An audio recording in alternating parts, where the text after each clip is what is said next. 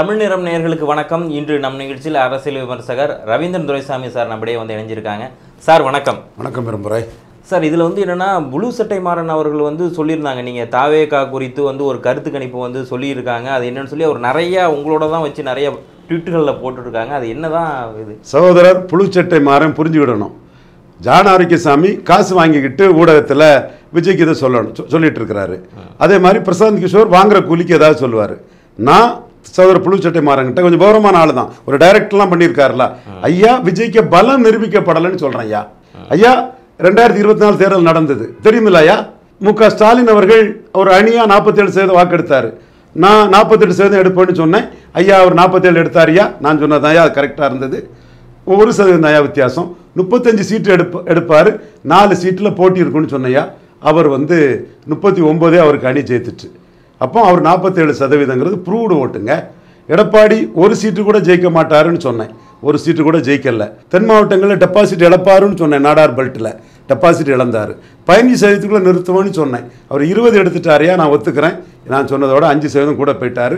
தினத்தந்தி 30 சொன்னாரியா. தினத்தந்தி அது 10% டிஃபரன்ஸியா.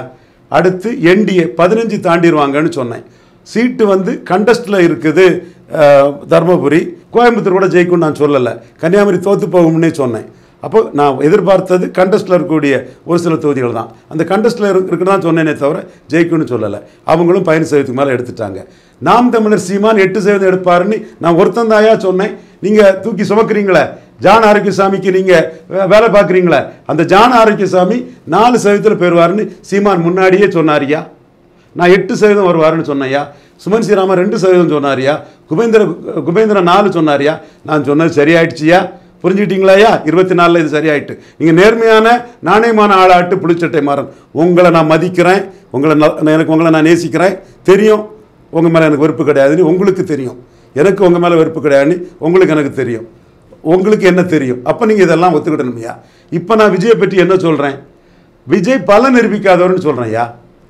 ஐயா விஜய் பலம் நிரூபிக்காதவர். எங்கேயா பலம் நிரூபிச்சிட்டாரு? நீங்கள் ஒரு பெர்சன்டேஜ் சொன்னாலோ, வியாபாரி ஜான் ஆரோக்கியசாமி தன் வியாபாரத்துக்கு 4 வரை வச்சு ஒரு பெர்சன்டேஜ் சொல்லிட்டாலோ அது எப்படியா உண்மையான பெர்சன்டேஜ் ஆகும்?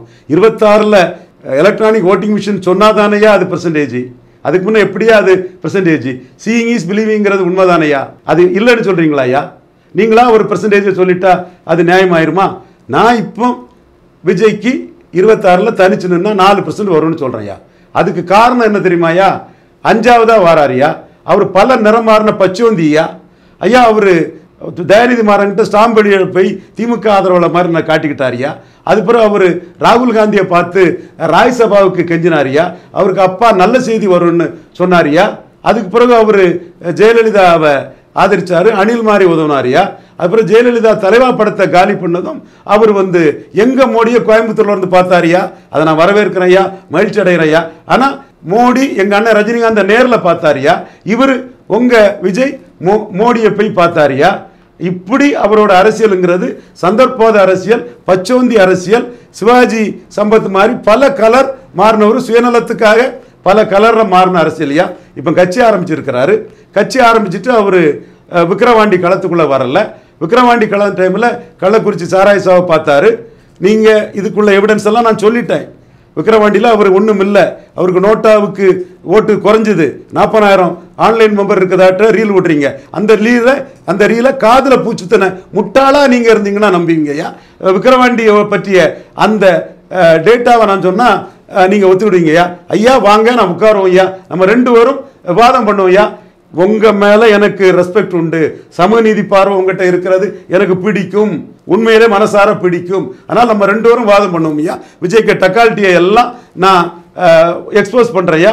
மீண்டும் இப்பவும் சொல்கிறேன், விஜய் 2026 பலம் நிரூபிச்சாதான் அது அவருக்கு பலம். அதுவரை பேசப்படுறதெல்லாம் இமேஜினரி ஓட்டு, இல்லாத ஓட்டு, கற்பனையா. ஒவ்வொருத்தருக்கு யூகம், ஒவ்வொருத்தருக்கு ப்ரிடிக்ஷன். உங்க ப்ரிடிக்ஷன் ஒன்றா இருக்கலாம், ஏன் ப்ரிடிக்ஷன் ஒன்றா இருக்கலாம் ஐயா. 26 நிரூபிச்சாதான் அது ஓட்டு. இந்த அடிப்படை உண்மையை நான் பேசுறேன் ஐயா. இது எடப்பாடி பழனிசாமிக்கு தெரியும். அதனால நீங்க என்னதான் மார்க்கெட்டிங் பண்ணினாலும், என்னதான் காசு கொடுத்து ஜான் ஆரோக்கியசாமி, PK இவங்களெல்லாம் வச்சு பேசினாலும், எடப்பாடி பழனிசாமி பலம் நிரூபிக்காத விஜய்க்கு 12 சீட்டுக்கு மேலே கொடுக்க மாட்டாரியா. இதான் நீங்கள் அவர் ஒன்று ஏமாளி இல்லையா. அவர் எப்படிப்பட்ட ஆள்? அமித்ஷாவுக்கே வேப்பலை அடித்தவருன்னா எப்படியா அவருக்கு பலம் நிரூபிக்காத விஜய்க்கு 12 சீட்டு மேலே கொடுப்பாரு, பலம் நிரூபிக்காத ஏசி சண்முகத்துக்கு கலைஞர் 6 சீட்டு கொடுத்தாருயா, பலம் நிரூபிக்காத கண்ணப்பனுக்கு 6 சீட்டு 5 6 கொடுத்தாரு, பெரிய கூட்டங்களை காட்டினவர். அதே மாதிரி தான் எடப்பாடி கிட்ட விஜய்க்கு இருக்கும். அப்போ விஜய்க்கு இருக்கக்கூடிய வாய்ப்பு தனிச்சு போட்டிட்டு தன் பலத்தை காட்டுறது தான். பலத்தை காட்டாம அவர் ஒன்றும் வாங்கிட முடியாது. பலத்தை காட்டாம அவருக்கு சீட்டு எடப்பாடி கொடுத்தா அவர் தோத்துட்டாரு, அவர் விழுந்துட்டாரு, அவர் டவுன் ஆயிட்டாருன்னு அர்த்தம். எடப்பாடி தன் கூட்டணிக்கு யாருக்கு முதல்ல முக்கியத்துவம் கொடுப்பாருன்னா டாக்டர் ராமதாஸ் கொடுப்பாரு. உங்களுக்கும் ராமதாஸை பிடிக்காதுன்னு எனக்கு தெரியும், எனக்கும் ராமதாஸ் மேலே தனிப்பட்ட சில பிரச்சனைகள் இருக்குது. என்றாலும் அந்த முக்கியத்துவம் ராமதாஸ் தாயா வரும். அவருக்கு தாயா வாக்கு வலிமை இருக்கு. அவர் கூட சேர்ந்தாதான் சில சீட்டு வட தமிழகத்தில் ஜெயிக்க முடியும்னு எடப்பாடி நினைப்பாரு. ஸோ முதல் முக்கியத்துவம் ப்ரூவ்டு ஓட்ஸ் உள்ள ராமதாஸுக்கு கொடுப்பாரியா. எந்த ராமதாஸ்னா இந்த ராமதாஸை கண்டு தான் 10.5 கண்டு தான் பின்னங்கால் பரடியில் பட எடப்பாடி பழனிசாமி ஓடிட்டாரியா. இந்த போலரைசேஷனுக்குள்ள வன்னியர் பழையர் போலரைசேஷனுக்குள்ள ஒன்றும் பண்ண முடியாதுன்னு உங்க விஜய் துண்டை காணும் துணியை காணுன்னு விக்ரவாண்டி களத்துக்குள்ள வரலையா. ஆனால் சீமான் சுத்த வீரனா அந்த இடத்துக்குள்ள ராமதாஸ் சொன்னதை மீறி ஜாதிவாரி கணக்கெடுப்பு நடத்தி தான் கொடுக்கணும்னு சுத்த வீரனா நின்னாரியா. நின்னதுக்கு அது ஒரு ப்ளஸ் அவருக்கு கிடைக்குமியா. அது 26 அதை பார்க்கலாமையா. அடுத்தபடியா தேமுதிக அவங்க பலம் நிரூபிச்சவங்கயா, அவங்களுக்கு தான் அடுத்த ப்ரெஃபரன்ஸ் கொடுப்பாரியா. அதுக்கு அடுத்து தான் விஜய்க்கு ப்ரெஃபரன்ஸ் கொடுப்பாரு. ஸோ விஜய்க்கு எடப்பாடி கிட்ட ஒன்றும் பெரிய முக்கியத்துவம் கிடைக்காது. விஜயை பற்றி காட்டி ராமதாஸையும் தேமுதிகவையும் சீட்டை குறைக்க முடியுமான்னு அவர் பார்க்கலாம். அடுத்தபடியா விஜய்க்கு பலம்ங்கிறது 234 நின்னாதாயா அது பலம். நிற்காம நீங்க சொல்றதும் ஒரு கணக்கு தான், நான் சொல்றதும் ஒரு கணக்கு தான். அது நிரூபிக்கப்படாதது, அது ப்ரெடிக்ஷன், யூகம். யார் வேணாலும் என்ன யூகம் பண்ணலாமையா, அது ஒன்றும் உண்மை இல்லை. பலம் நிரூபிச்சாதாயா அது வாக்கு. இந்த சத்தியத்தில் டிவியில் ஒருத்தர் சொன்னதும் யூகம்தான், தினத்தந்தி எழுதினாலும் யூகம்தான்.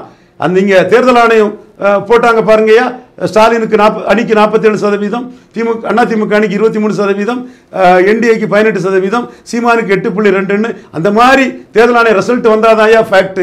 ஃபேக்ட் எது, ப்ரெடிக்ஷன் எது, யூகம் எதுங்கிறத ஐயா புரிஞ்சுக்கிடுங்க. இதை புரிஞ்சுக்கிட்டு என்னை பற்றி விசாரிங்க ஐயா. என்னை விசாரிக்கிறதுக்கு உங்களுக்கு அருகதை உண்டு, தகுதி உண்டு. ஆனால் பாயிண்ட் டு பாயிண்ட் கரெக்டாக பாயிண்டை வச்சு அடிங்க ஐயா. சும்மா வன்மத்திலையும் காழ்ப்புணர்த்திலையும் ஆர்எஸ்எஸ் காரன் அதெல்லாம் சொல்லாதீங்க ஐயா. ஆர்எஸ்எஸ் காரன் தாயா, அதில் என்ன குற்றச்சாட்டா, அதில் என்ன இருக்குயா? என் ஜாதி ஆர்எஸ்எஸ்ஸால் பெருமைப்பட்ட ஜாதியா, ஆர்எஸ்எஸ்ஸால் தலை நிமிர்ந்தவங்க.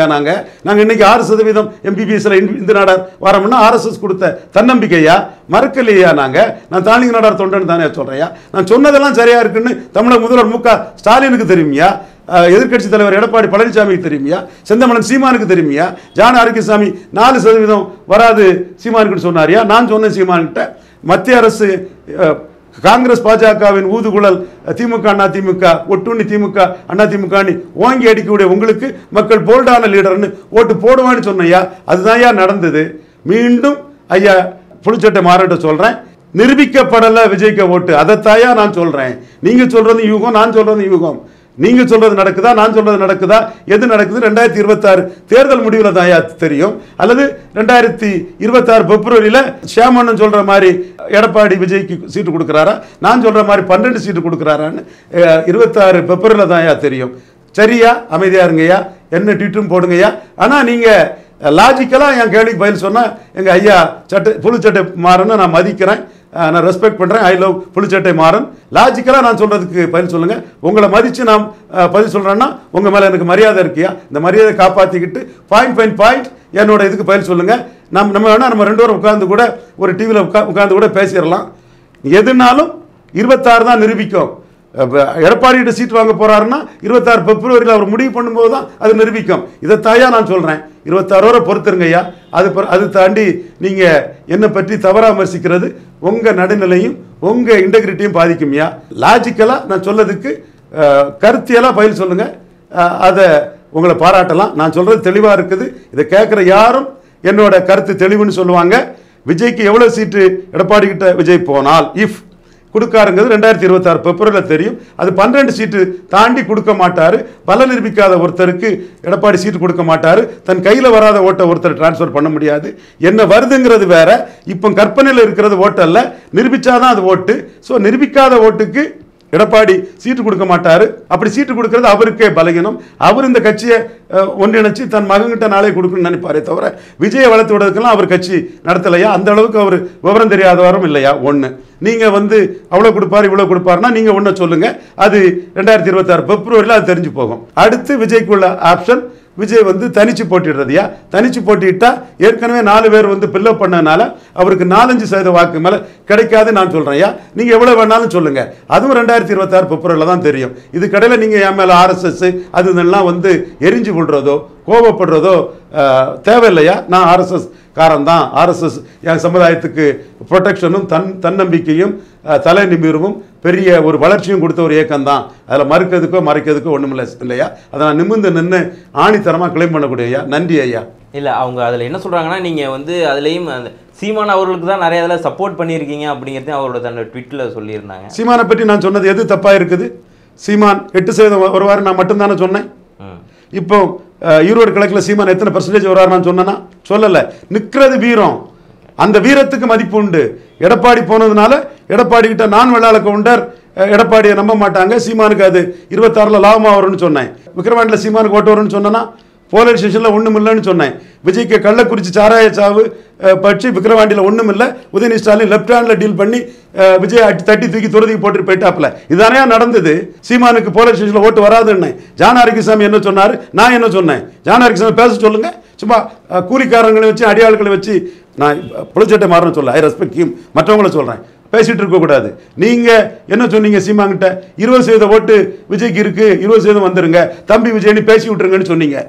நான் சொன்னேன் போலீஸ் ஸ்டேஷன் நடக்கும், போலீஸ் ஸ்டேஷன் நிற்க முடியாத விஜய் கோலையா ஓடிட்டான்னு நான் ஒன்னியர் கருதுவாங்க, எடப்பாடி கோலையா ஓடிட்டார் நான் ஒன்னியர் கண்ணுவாங்க, சுத்த வீரனா சீமான் நின்னாருன்னு சீமானை கருதுவாங்க.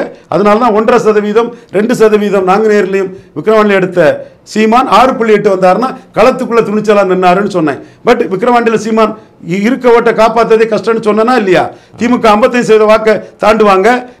இது ஆம்ஸ்டாங் மரணத்துக்கோ விஜய் கள்ளக்குறிச்சியில் சாவை பார்த்ததுக்கோ ஒரு சுக்கும் எஃபர்ட் இருக்கான்னு சொன்னா இல்லையா? இருந்ததா விஜய்க்கு? விஜய் வெத்து வெட்டு செல்லாத நோட்டுன்னு உதயநிதி ஸ்டாலின் நிரூபிச்சுட்டாரியா புளிச்சட்டை மாறேன். தென் அடுத்தபடியா டாக்டர் ஐயா 25% தாண்டுவாருன்னு 29 போனாரு. டாக்டர் ஐயா 55% தாண்டுவாரு திமுக 63க்கு போனாங்க. சீமான் இருக்க ஓட்ட காப்பாத்துறே கஷ்டம். கடைசியில் சீன முங்கில் மாதிரி திமுக அண்ணா திமுகவை அடிச்சதுனால தான் சீமான் இருக்க ஓட்ட காப்பாத்தினாரு. இப்பவும் விஜய்க்கு மைனஸ் என்னன்னா, ஊழல் எதுக்கக்கூடிய விஜய் கொடநாடு கொலை என்னாச்சுங்கிறத கேட்கல. தூத்துக்குடிக்கு போன விஜய் தூத்துக்குடி அந்த சம்பவத்துக்கு என்ன நீதி கிடைச்சுன்னு கேட்கல. அண்ணா யூனிவர்சிட்டியை பேசக்கூடிய விஜய் பொள்ளாச்சியை பற்றி பேசல.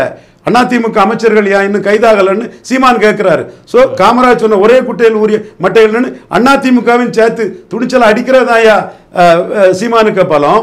அதிமுக கிட்ட யாசகம் கேட்டு தெருவோடு வாங்கி எடப்பாடி போடக்கூடிய சீட்டை வாங்கிக்கலான்னு அதிமுக கிட்ட சைலண்டா இருக்கிறது விஜய்க்கு பலகீனம். ஹீரோவை தாயா மக்கள் ஏத்துக்குவான். விஜயும் அடிக்கட்டு நான் பாராட்டிட்டு போறேன். இப்போ பிரசாந்த் கிஷோர் வந்திருக்காரு, தப்பா பண்ணிட்டீங்க விஜய், திமுக அதிமுக அடிக்கணும், நான் கமல்ஹாசன் தான் சொன்னேன், டிவி பெட்டியை ஒடிச்சு திமுக அதிமுக ஏசினால தான் கமல்ஹாசன் லீடரானாரு. அதே மாதிரி விஜய் நிற்கிறாருன்னு சொல்லிட்டு போறேன். இப்போ விஜய் எடப்பாடி கிட்ட யாசகம் கேட்கலாமான்னு ஒரு திட்டத்தோட இருக்காருன்னு சொல்லும்போது நான் அதை அடிக்கிறேன். எடப்பாடி 12 சீட்டு மேல கொடுக்க மாட்டாரு. இதுதான் நான் தெளிவா சொல்றேன். சீமான் விஷயத்துல திருவொற்றியூரில் சீமான் 3வது வருவார்னு சொன்னேன். உள்ளாட்சி தேர்தலில் அண்ணாமலையும் பாஜக தான் 3வது வருவாங்க.